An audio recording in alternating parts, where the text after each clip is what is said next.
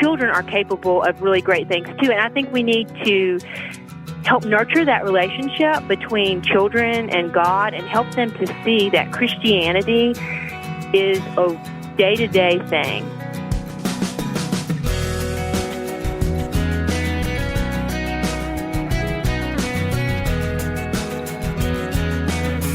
Welcome to First Person, a weekly conversation with a guest who is making a difference in this world for Christ and His kingdom. I'm Wayne Shepherd, and this week's guest is a homeschooling mom who has started her own children's publishing business. We'll talk with Suzanne Stamboulieh in just a moment. Our partner in bringing these stories to you each week is the Far East Broadcasting Company. FEBC's gospel-centered broadcasts are heard in many countries, including China, Russia, Korea, Japan, and the Philippines, just to name a few. And listeners respond warmly to hearing of God's love and offer of salvation. Plus, they are discipled in the Word. Learn more about FEBC when you visit firstpersoninterview.com. Just click on the FEBC banner at firstpersoninterview.com. In addition to our webpage, you'll find us on Facebook at facebook.com/firstpersoninterview. Well, our guest now is a Mississippi mom who decided to write and publish her own children's books. Suzanne Stamboulieh has stepped out in faith to meet a need her child had, thinking that perhaps other children would benefit as well. And as we spoke on the phone, Suzanne first told me about her family. I have a husband. His name is Stamboulieh. We've been married almost 8 years, and we have our daughter, which I homeschool. She's 4 years old, and her name is Scarlett. Uh-huh. And is it true that you like to shop at Goodwill for books for Scarlett? Well, we live on one income, so we have limited resources. So being a homeschool mom, spending a lot of time at home, I would read a lot to her. So I would go to Goodwill purchasing lots of books, and I would try to scan them as best as I could in the store because we always try to kind of monitor what we expose her to. Mm-hmm.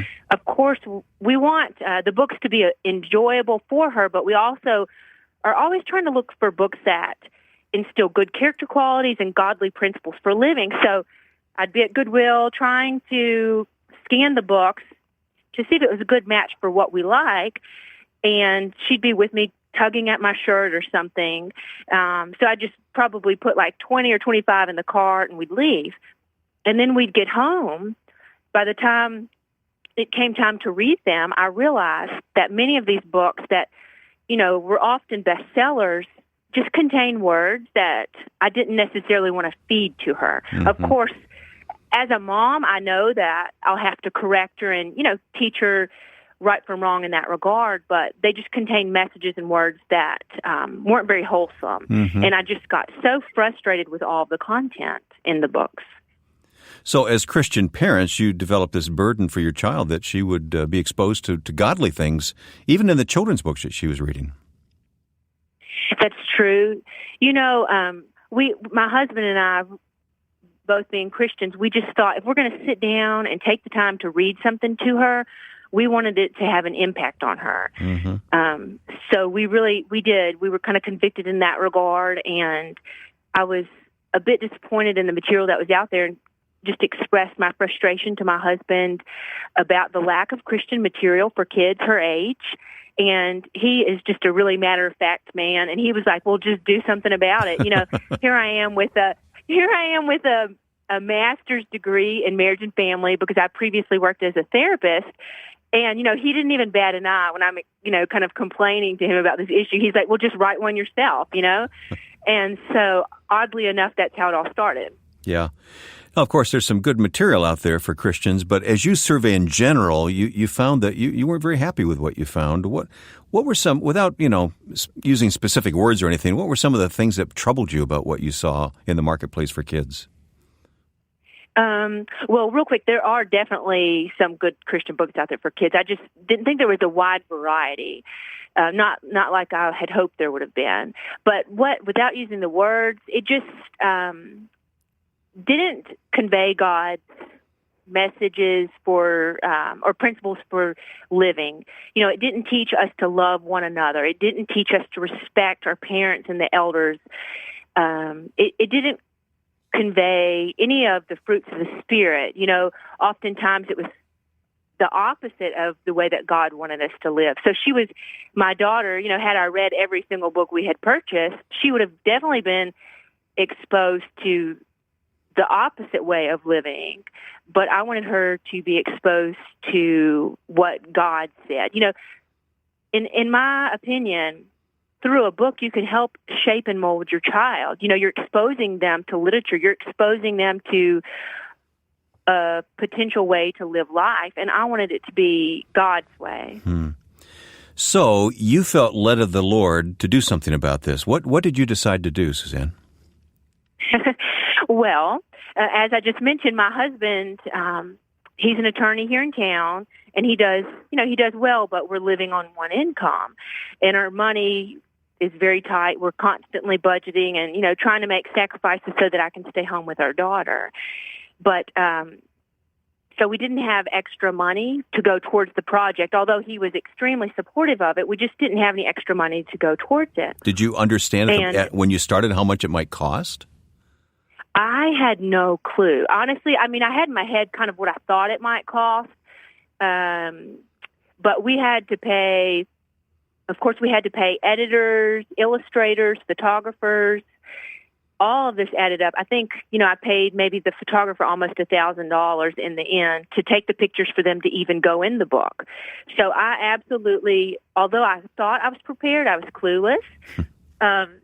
So in order to get the money for the book, to get it off the ground, I had a garage sale. I sold everything I could. My husband... Did you really? I really did. I can list. Let me tell you, I sold my dresser, my drapes from my den. I sold their beautiful silk drapes. I sold those. My husband, he's so sweet. He would always come home and lovingly tease me and say, he thinks he's going to come home one day and our bed will be gone, replaced with our air mattress. Because, he knew I had a mission, and I was determined to see it through. In my eyes, things can be replaced. Of course, there were things. I had a list of sentimental things and really valuable things that maybe not monetarily valuable, but sentimental to us that I was not willing to budge on. But then a dresser can be replaced. A nightstand can be replaced.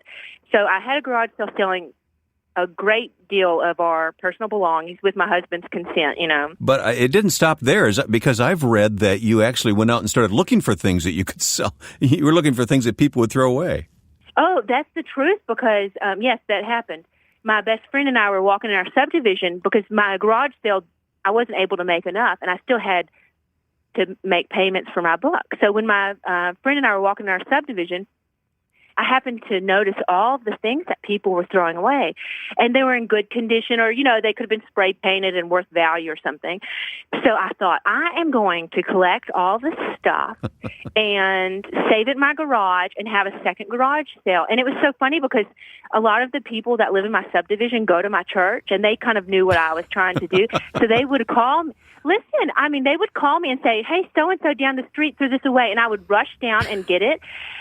And I'm telling you, never in my wildest dreams did I think I would have a master's degree, driving around picking up trash. And to top it off, let me tell you, my husband and I have shared a car for almost 5 years.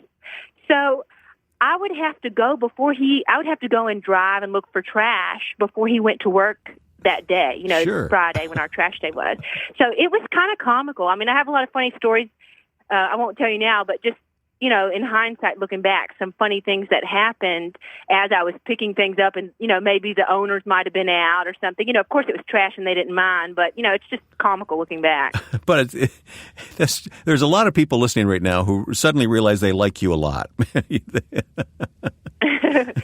Well, thank you. This project really, it kind of drove me to no shame, because I just really... The outcome of having the book published and starting my own Christian publishing company was so much more valuable to me than my pride. You know what I mean? Mm-hmm. I just wanted to get it completed. I wanted to have a finished product that I could share with people, that something that I could sit down and read to my daughter, something that grandparents could sit down and read to their grandchildren. I was just determined, and that was the only way. You know, when you don't have the resources, you just have to be creative and make a way. And that's sounds what I did. great. It just sounds great, and it speaks to your passion for this. But you decided at the outset this is going to be more than just a single children's book. You set up a publishing company. I sure did. And, you know, there are a lot of publishing companies out there, a lot of books. And kind of what sets us apart, or what I hope sets us apart, is that we really want to be that safe brand for parents. You know, I know when you go to a bookstore, parents are going to, you know, skim through a book like I do to make sure that it's appropriate for their child. And I fully, expect that.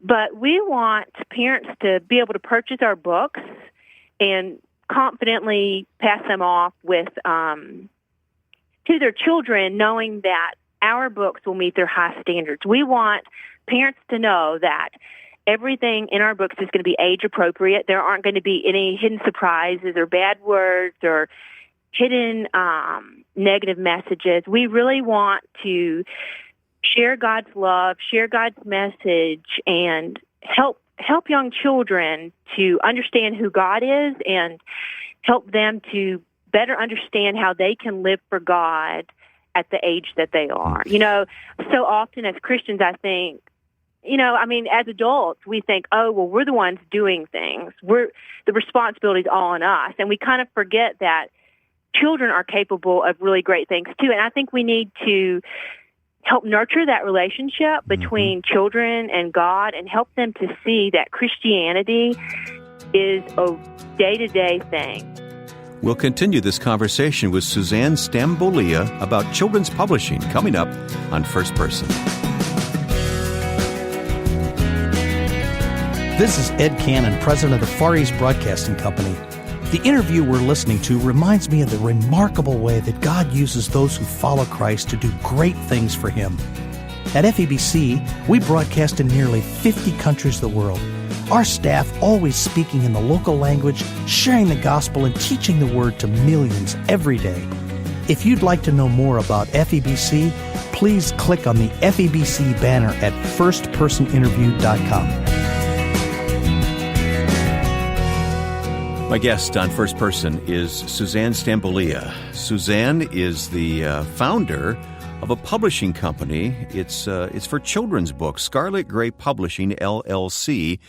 And this came as a result of her passion, her desire to obey God's leading and calling, and to come up with books that would be God-honoring for children. Suzanne, first of all, your accent betrays you a little bit. You don't live north of the Mason-Dixon line, do you? I don't. I live in Mississippi. But the funny thing is so many people that talk to me, they'll say, "Oh, you don't really have a Southern accent." So believe it or not, there are people here more of a Southern drawl than I do. Well, I just wanted to say that so that listeners knew what part of the country you were in. And let's talk more about this publishing company, Scarlet Gray Publishing. Now, you've done 2 children's books so far? Yes, sir. The first book that I did is Scarlet Gray Joins the Parade, and it's the first book of a series, and each book will be based on a Bible verse. So Scarlet Gray Joins the Parade is based on Ephesians 6:1, and it basically tells the story of a young girl, Scarlet Gray. I mean, she can't wait to attend the 4th of July celebration with her parents and her best friend. And she's very excited to do this. She promises to follow her parents' safety rules, but the excitement of the parade and her inattentiveness overcome her, promise to obey, and as a result, she gets lost. And I just think that's kind of a story that any child can relate to. Mm-hmm. You know, not actively defiant, but one bad decision kind of snowballs into other bad decisions. And anyways, ultimately, the parents are able to explain that she is supposed to obey her parents, and as a result, she's also obeying God, because God tells children to obey their parents. So you launched out with that first book, Scarlet Gray Joins the Parade. How about the second book? The second book is A to Z with the One True King, and I am very excited about it. It is for young girls and boys, and it's an alphabet book. So A to Z is an alphabet book, and it ties each Bible verse to the letters. So there are 26 letters and 26 Bible verses, and there are also 26 colorful illustrations that depict the Bible verse. So it helps children to kind of understand the Bible verse a little better with the colorful illustration. Mm-hmm. So, for instance, the letter B, be kind and compassionate to one another, forgiving each other, just in Christ God forgave you. And there's a little picture of a little boy being hugged by, I assume, his dad because he needed some forgiveness. Right. So, okay. Right. So, what age group have you targeted this for? I would say you could introduce this as young as you choose to read to your child. I mean, maybe even a year old, but maybe up to, say, 7 or 8. But the unique thing about this is that, say you have a child that's maybe 9 that clearly knows their alphabet, but then you also have a child that might be 4. The 9-year-old can read to the 4-year-old, mm-hmm. and the 9-year-old is going to learn without even realizing it. And so that's the great thing about it. You know, it kind of affects the whole family. Yeah. Speaking of that, I actually had a lady email me the other day, and she sent me the sweetest email thanking me for what I do. And she said that she had kind of strayed from God, and she was trying to get her life back on track. And she purchased this book so that she could read it to her daughter and that they could learn together. Oh. And I think it's so great. And I had to tell her that although I've been a Christian not my entire life, but you know what I mean? I've been in church my entire life. Mm-hmm. And it probably wasn't until I had my daughter that my knowledge of the Bible just soared. And I know that sounds terrible, but I think that when we have children, we want better for them, we do better for them. And I made it more of a priority to take time to spend with her, teaching her about the Bible, God's Word, and the biblical characters. And it's something about that bite-sized information. You know, it's the simplicity of the children's book that it's just so easy to retain. So Yeah. Although it's intended for young children that are trying to learn their alphabet, but it truly will affect the whole family. But you've also included these colorful illustrations, which is an important part of the mix for young children. Long before they can read the words, they love to look at the pictures, don't they? Right, they do. And, you know, for instance, Kay says, keep your tongue from evil and your lips from telling lies. And it has a picture of 2 girls kind of gossiping, whispering, and pointing to a girl at a school desk with a book and a pencil. And so I think it really helps children to kind of relate the verses to their life today because sometimes, you know, for us adults even, the Bible can be hard to understand. So for a child, imagine it's even that much more difficult. So I think it kind of helps make the Bible verses applicable to their lives where they are today. You know, at 7 years old, if I'm a Christian, what does God expect of me? And how can I live that out in my daily life? Yeah. You know, I mean, of course, this book is not to replace the Bible, and it never, ever could. But I'm not trying to imply that. But in choosing my verses, I really tried to pick foundational Bible verses that represent Christianity. I think if you have a desire to teach your child God's Word, I don't think you'll be disappointed. I tried to pick I guess, like I just said, the verses that represent Christianity as a whole. Mm-hmm. Let me talk about what you have learned in the process here, Suzanne, because you've received a definite call from God to do this. You feel that, right? This was what your husband encouraged you, but it was God who was calling you to do this. I do. I don't know if I knew that right in the beginning. I think my husband kind of gave me the nudge, and I said, "Okay, well, I'll give it a shot," you know. But as time has gone on, I'm getting teary-eyed. I just truly have felt God's hand on this project. I'm sorry. In the very beginning, before my first book was even published, I submitted it, and they reached out and they said, you know, they're very well respected in the Christian community, and they said, "We love this. We want to help you promote this. We will in time," you know, and at that moment, I was like, oh, my goodness, this is incredible. This is a once-in-a-lifetime experience. This is a God thing. So you had that sense that this was something bigger than you at that point. Absolutely, because a little bit on that story, my daughter is always with me. I mean, I'm just kind of the person that, I just want to teach her about life. So when I go somewhere, she just goes with me, and whatever it is, some parents, I have some friends that are like, oh, I just need a break. I need some time alone. But my daughter's always with me. And when I was at the doctor's office, which she normally is with me, but she just didn't go this one time, I got the phone call from these people saying, we love your book. This is something we want to help promote. So the fact that they called right then in that moment was just totally a God thing.